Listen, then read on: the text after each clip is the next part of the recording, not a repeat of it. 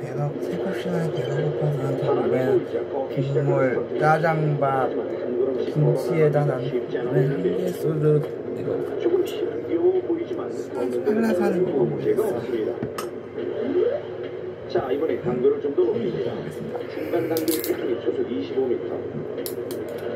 바람의 세기가 강해지자 조금 휘청거리는 스타트입니다.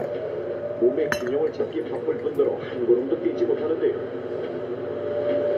아까와 비교해보니 그 위력을 확실히 알 수 있습니다. 자, 그럼 여기서 강도를 좀 더 높여보겠습니다. 강한 강도의 특징이 초속 33m. 초속 33m의 바람을 맞자 쓰러지는 스턴트는 보호장구를 착용하지 않았다면 크게 다쳤을 수도 있습니다. 자, 그렇다면 유리창은 초속 몇 미터의 바람까지 견딜까요? 실제 우리가 사용하는 베란다의 구조와 똑같은 세트를 만들어 실험해봤습니다. 신나는 더 끌고 갔다. 요즘 핫한 신나는 더 레드. 더 크게 신나는 더 레드. 17m 바람 주세요. 먼저 초속 17m의 바람. 겉으로 보기엔 아무런 변화가 없어 보이는데 자세히 보니 이걸 떨리는 유리창. 하지만 아직까지는 이것도 없어 보이는데요. 강도를 조금 더 높여보겠습니다. 초속 25m의 바람. 아까보다 심하게 떨리는 유리창. 곧 날아갈 기세인데요. 하지만 역시 깨지지는 않습니다. 강도를 더 높여 초속 33m. 그런데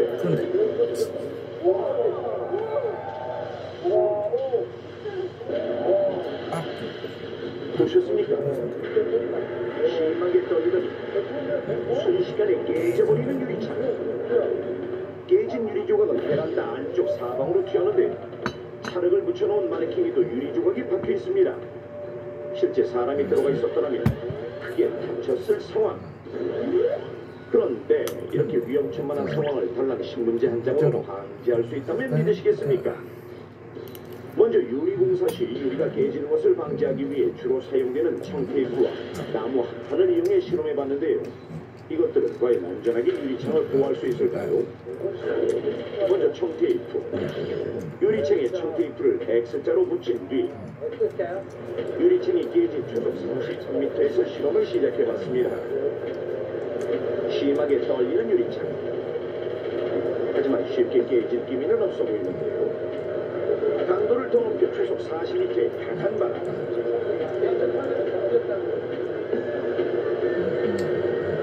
바람의 유리창이 점점 위로 떠니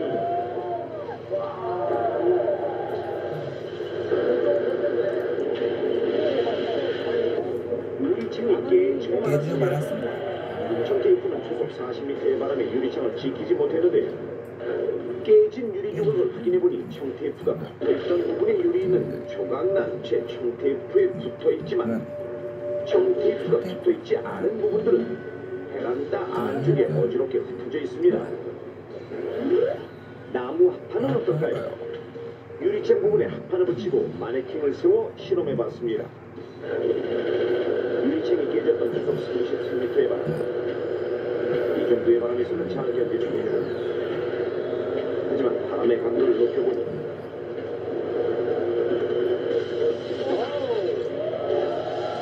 역시 깨져버리는 유리창.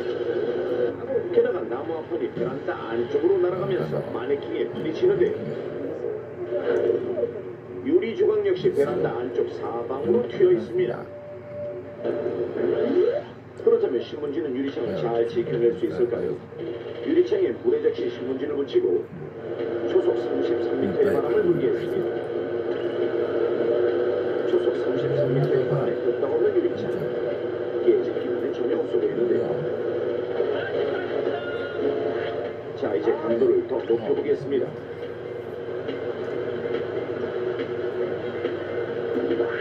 전보다는 심하게 떨리는 유리창. 하지만 시간이 지나도 깨지지는 않는데 청테이프와 나무 합판이 안전하게 지키지 못했던 유리창을 한낱 신문지 한 장이 지켜냈습니다. 태풍 발생 시에 강풍으로 인해 유리창이 파손되는 것을 방지하기 위해서는 유리창 전체에 젖은 신문지를 붙이는 것이 효과적입니다. 만약에 유리창이 파손되더라도 유리 파편으로 인해 2차 피해가 발생하는 것을 최소화할 수 있기 때문입니다. 주거 환경 위협에 우리가 좀 위험에 빠뜨리게 하는 태풍. 이 무시무시한 태풍에 안전하게 대처하는 법을 위기 탈출 넘버원에서 알려드리겠습니다. 일반적으로 아파트의 경우 층별로 두께가 다른 유리를 써야 하는데요. 아파트 5층 이하라면 두께 11mm 이상의 유리를 사용해야 안전하고 10층까지는 12mm, 15층까지는 15mm, 그리고 20층까지는 17mm 이상의 두꺼운 유리를 사용해야 합니다. 그리고 20층 이상의 고층의 경우 단단한 강화 유리를 써야 태풍으로부터의 피해를 막을 수 있습니다. 이 같은 두께의 안전한 유리창이 아니라면 유리창에 젖은 신문지를 붙여 혹시 모를 사고에 대비해야 하고, 간판 등 태풍에 날아갈 위험이 큰 물건이 있다면 단단히 고정시켜야 합니다. 만약 외출 중이었다면 무엇보다 안전한 실내로 들어가는 것이 좋은데요. 이때 가능한 한 유리창이나 유리문 옆은 피하는 것이 좋습니다. 또 태풍주의보나 경보가 예보된 경우 TV, 라디오 등의 강풍 정보를 수시로 확인하고 가능하면 외출을 자제하는 것이 좋습니다. 한순간 휘몰아닥쳐 우리를 위협하는 태풍. 철저한 대비만이 우리 가족을 지킬 수 있습니다. 끝없는 여정에서 만난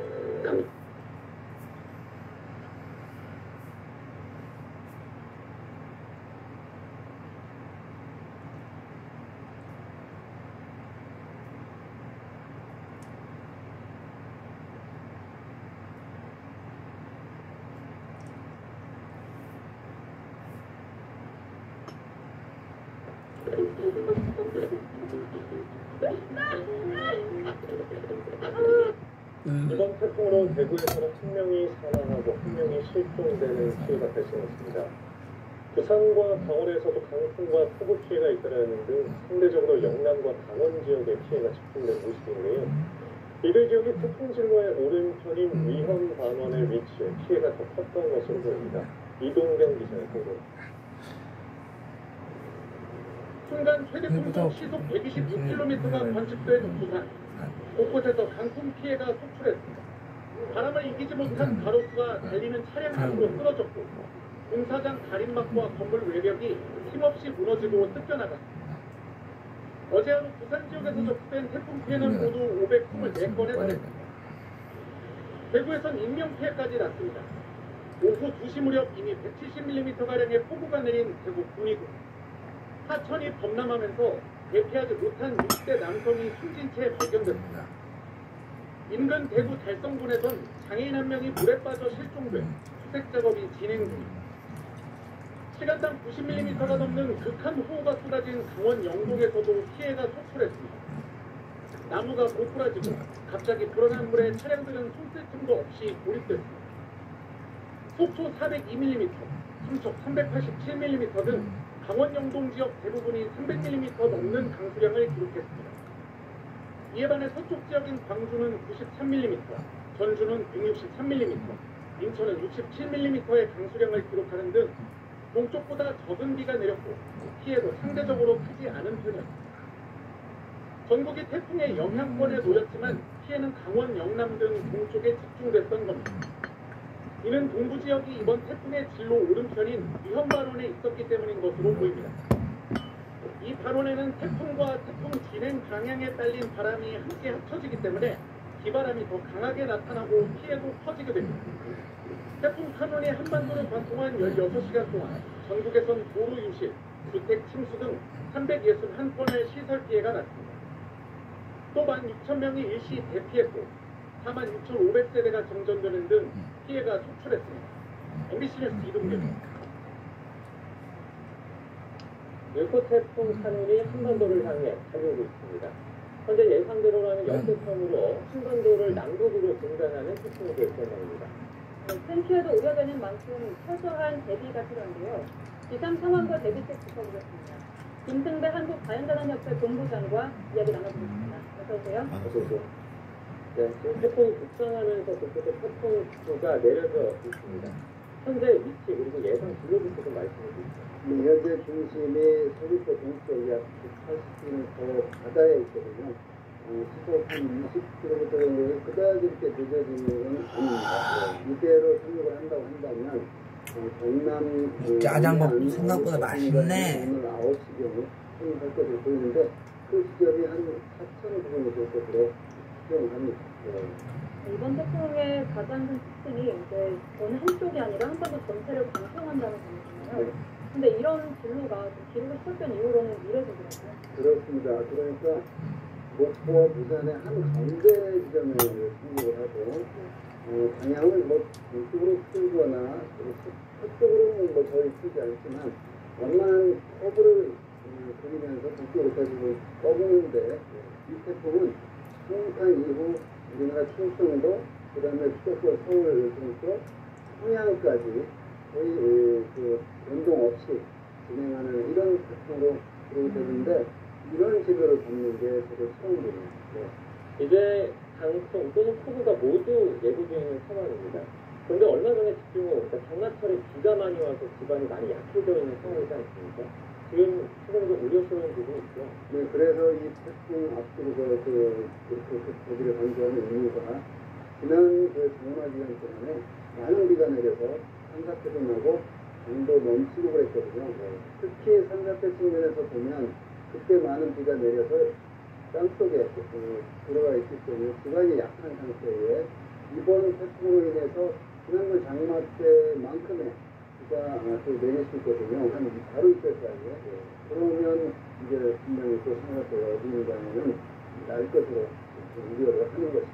그럼 비와 관련된 것도 우려가 있고 또 아까 바람 얘기 해주셨는데 보통 태풍이 비태풍, 바람 태풍도 아니잖아요. 이번에는 둘 다 해당된다고 볼 수 있을까요? 그렇습니다. 이제 그러니까는 이제 태풍의 중심이 우리나라를 그대로 관통한다는 의미에서 바람이 강하냐 태풍이 강하냐 나간다는 의미가 저 유니폼 내 거야. 이제 엄마한테는 사이즈는 작으니까 저거 내 거가 됐어. 아니 우연히 저 옷을 발견했다는 게 난 진짜 신기했어. 하긴 저런 유니폼 셔츠 입는 남자도 많이 있을 거 아니야. 저기 뭐가 이상해. 그런데 이번 태풍 상황에 대해서 비가 강할 것이냐 이제 바람이 나가 있는데 바람 측면에서 보면 원래 태풍 수준의 그런 바람을 유지할 것으로 보이는데 유난히 강한 그런 태풍은 아닐 것으로 전망합니다. 왜 그러냐면 이 태풍의 이동 속도가 비교적 느리거든요. 그래서 태풍이 진행하는 그런 속도가 빠르면 그게 더해지기 때문에 바람이 순간적인 바람이 굉장히 강한데 비교적 그렇게 빠르지 않기 때문에 지금 현재 수행 부분에서 한 초속 33m의 바람이 나타나기 시작했거든요. 그래서 보통 여기에 들어가고 한라산 같은 경우는 200 하긴 내가 그 카레를 한 번도 먹어본 적이 없다 보니까 난 또 먹다가 이거 약간 매콤한 맛도 나지 않을까 싶어서 그래. 전형적인 그런 태풍이고 제일 우려되는 게 우리나라에 머무르는 시간이 길기 때문에 하긴 엄마 말씀대로 맞아. 안 먹은 것도 먹어보는 것도 좋은 거지.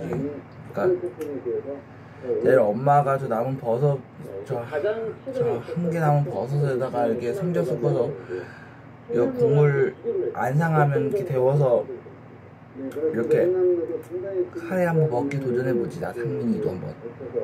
그럼 이 짜장밥뿐만 아니라 카레밥도 좋아하게 될 수도 있을 거야. 한번 맛이 반하면. 까지 발달을 했습니다. 이번 상황은 그렇게까지 강하게 발달한 부분인데 우리나라 부분에 접근할 때는 그 인남도가 한 965헥토파스칼 정도 됐거든요. 이번 태풍이 한 970헥토파스칼이니까 우리나라 부분에 통과할 때는 그런 강한 태풍으로서 강도는 거의 비슷하고 다른 점은 인격시 진로죠. 부산은 살짝 북쪽으로 등으로 빠졌는데 이 태풍은 한국에서 한 거의 12시간 이상을 우리나라 내륙을 향해서 쭉 올라가기 때문에 진로가 그런 흥남도와 비교할 때 다르기 때문에 흥남도가 살짝 치고 지나갈 때도 그렇게 큰 피해가 났는데 방향이 이제 동쪽으로 치우쳤지만 이번에는 거의 전국이 무슨 영역에 들기 때문에 어디라 할 거 없이 택시가 오래 사는데 특히 상륙할 때 시점에 부산과 같은 대도시는 삐진풍이 불기 때문에 보통 바람에 약 한 2배 정도가 바람이 더 빨라질 것이다 이런 우려가 있고 또 지리산 부근이나 태백산 동쪽인 영동 지방은 또 다른 지역보다도 더 많은 비가 내릴 수 있는 그런 지형적인 효과가 나타날 것이다 이렇게 예상하고 있습니다. 신남로 같은 경우에는 이제 기간적으로 비껴나가지 않았거든요. 그런데 이번에는 좀 한반도를 통해서 수직산을 좀 그러니까 반천하면서 이런 경우는 좀 피해가 상대적으로 크지 않습니다. 그렇습니다. 그러니까 우리나라에 머무르는 시간이 길기 때문에 우리 한반도 입장에서 보면 거의 어디랄 것 없이 다 이 태풍을 뚫고 지나가는 형태거든요. 그때는 부산 지방의 중심이 약간 시켜서 지나갔기 때문에 그 지역을 중심으로 많은 비가 내렸는데 이번에는 거의 전국적으로 큰 피해가 우려되는 상황이 지금 예상되는 이 카눈의 예상 진로가 우리나라를 관통하기 때문에 다른 태풍보다도 더 많은 피해가 우려가 되는 상황이고 어찌되든 우리나라에 머무는 시간이 긴 그런 태풍으로 그려지고요. 그러면 태풍이 이렇게 전국적으로 좀 훑고 지나갈 거라고 말씀을 해주셨는데 그러면 급상하면서 위력의 변화가 좀 어떻게 될 거예요? 그렇습니다. 이제 상륙하면 북미 태풍은 약해집니다. 왜냐하면 육지를 만나기 때문에 마찰 역에 의해서 배고픈 건 너무 싫어. 그렇다고 해서 상륙하자마자 힘을 완전히 싫어. 잃어버리거나 그러지는 않을 것으로 예상합니다. 그래서 지금보다 바다에 있을 때보다는 분명히 수족이 약해지겠지만 그래도 우리나라 수도권 주변에 저봐. 그 무디어 떨어진 것도 몇 번밖에 안 됐네. 25m 이상의 그런 바람이 그때도 예상이 되기 때문에 그 초속 30m냐 이제 25m냐 이 정도의 그런 어떤 차이지 강풍을 그래. 때론 좀 축축해도 큰 피해는 내가 인정될 거 없잖아. 이게 고기다스판 수증기와 하고 건조한 공기가 우리나라 부근에서 부딪히기 때문에 태풍 자체가 가지고 있는 어떤 그런 많은 비구름 외에도 그런 외적인 다른 기상학적인 요인 때문에 동안을 비가 내릴 수 있는 그런 어떤 위험한 태풍을 우리가 앞두고 있습니다. 이제 앞으로 많게는 600mm 폭우 그리고 난 역시 이렇게 배고플 때 먹어주는 게 좋아.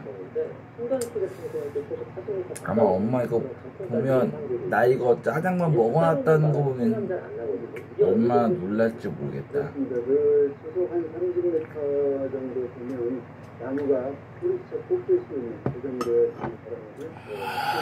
초속 40m 정도 되면 달리는 기차의 옆에서 풍이 불면 차가 넘어질 정도로 바람입니다. 그 40m 이상이 되면 큰 바위덩어리가 여기에 있던 게 바람에 의해서 옮겨져요. 제가 연도는 기억이 안 나는데 부산에서 지금도 그 바위가 키우지 않고 있다고 하는데 굉장히 큰 바위가 풍에 의해서 거의 날아가다시피 해서 옮겨진 만약 내가 쫀내 그 1박 2일 왔을 때 붉은 그 닭발찜빵 먹었거나 뭐 겨자찜빵 먹었으면 나도 저랬을 거야. 근데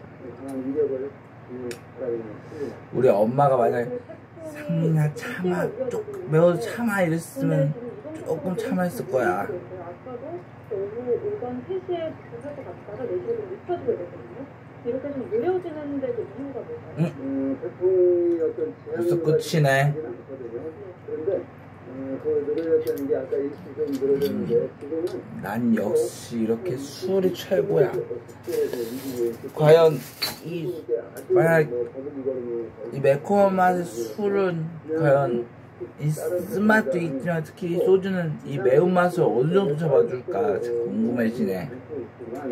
지금은 제가 보기에는 예상했던 대로 다음에 아니면 오전 9시경에는 한국으로 바뀌었고 이제 진행 속도도 뭐 문제가 되는데 이 진로 자체가 예측했던 애초에 예측했던 경로가 좀 많이 달라지고 있는 것 같습니다.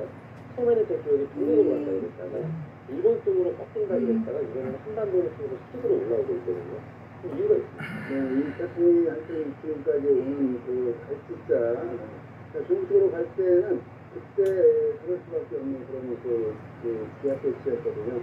그런데 이제 그 술은 이게 끝이구나. 그 티벳 고기압이 폭염을 가져갔더니 그 고기압 세력이 좀 약해지면서 중국 대륙에 딱 덮이고 있었거든요. 굉장히 취약성이 그런 고기압인데 그러니까 이 태풍이 중국에 하려다가 앞에 큰 고기압이 막고 있으니까 거의 이제 갈 곳을 잃고 제자리에서 약 이틀 동안 거의 정체를 시키면서 그 바닷물에 있던 찬물까지 끌어올리면서 서해가 좀 많이 그때 약해졌거든요. 그러다가 곧 우회전하듯이 커브를 꺾는 이런 진로도 사실은 흔치 않은 진로인데 일본 수수 남쪽을 향해서 가다가 그쪽에서 난 이렇게 결국 새벽 시간에도 배고파져서 난 결국 이번 콩나물 된장국 내가 한 짜장밥 김치에 이렇게 참 이거 순한술 한라산도 먹게 됐네.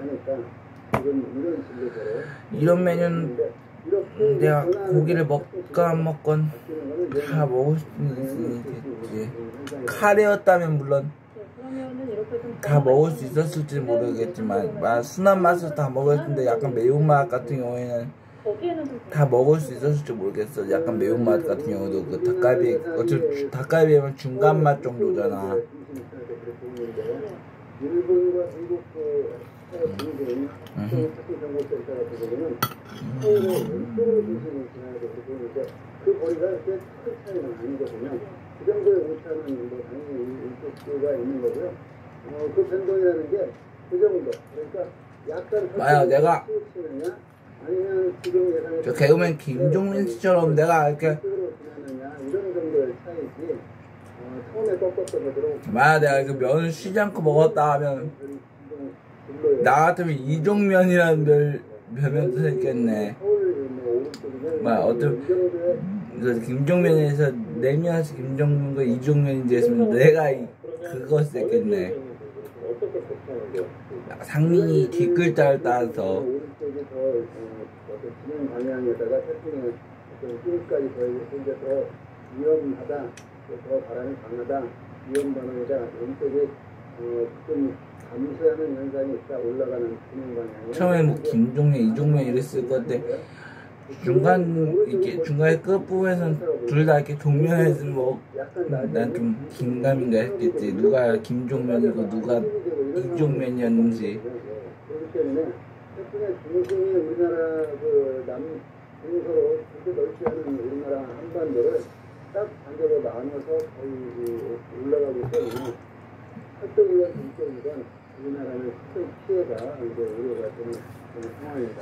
그러니까 전국이 다 정치력에 들어가는 그런 진로를 저희가 들었습니다. 알겠습니다. 큰 피해가 없길 바라면서 여기까지 듣겠습니다. 태풍 카눈의 특징과 여러 가지 주의할 점을 들어봤습니다. 김승대 본부장과 함께 고맙습니다. 유튜브 프리미엄에서는 동영상도 광고.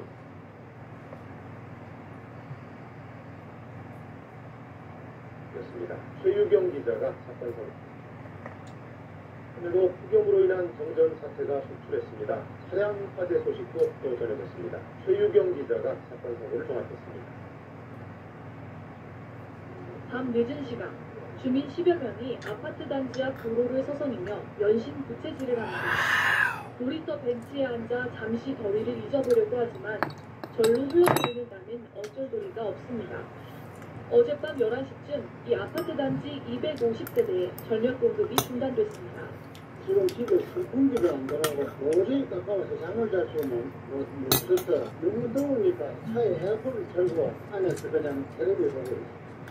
30년 넘은 낡은 변압기에 임시방편으로 외부 변압기를 증설했지만 열대야의 전력 사용이 늘자 결국 다시 전기가 끊긴 겁니다. 어젯밤 9시 10분쯤 대구 파우동의 한 아파트 단지에서도 정전이 발생했습니다. 600여 가구에 2시간 동안 전기 공급이 끊겨 무더위 속에서 주민들이 큰 불편을 겪었습니다. 어제 오후 6시 10분쯤엔 대전 중리동 한밭대로에서 61살 이모 씨가 몰던 승용차에 엔진 과열로 추정되는 불이 났습니다. 이 사고로 차가 완전히 불탔지만 이 씨는 무사히 대피했습니다. KBS 뉴스 최희경입니다.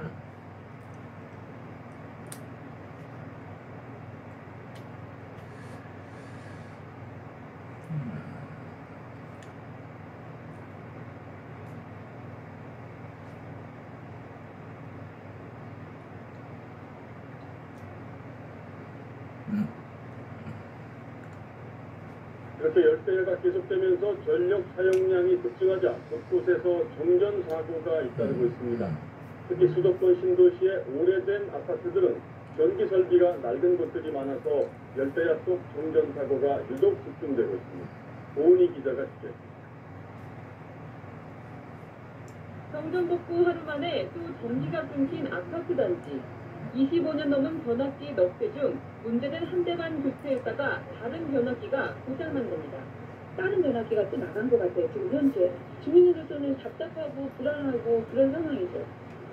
13시간 넘게 정전돼 300여 가구가 찜통더위에 고통스러운 밤을 보냈습니다. 고양시 아파트에서도 23년 된 전기 설비가 문제돼 어젯밤 9시 반부터 20시간 넘게 전기 공급이 끊겼습니다. 냉장고 안에 있는 음식물 쓰레기가 될 거잖아요. 이제 이거를 더 어떻게 처리를 해야 될 건지 이거 치우는 게 제일 스트레스인 것 같아요. 고양시와 성남시에선 최근 닷새 동안 아파트 단지 각각 3곳에서 전기가 끊겼습니다. 모두 지어진 지 20년 넘는 곳들입니다. 실제 7월 한 달 신고된 아파트 정보는 모두 91건. 15년 미만 신축 아파트에 비해 25년 이상 아파트는 정전 발생률이 10배 가까이나 됩니다.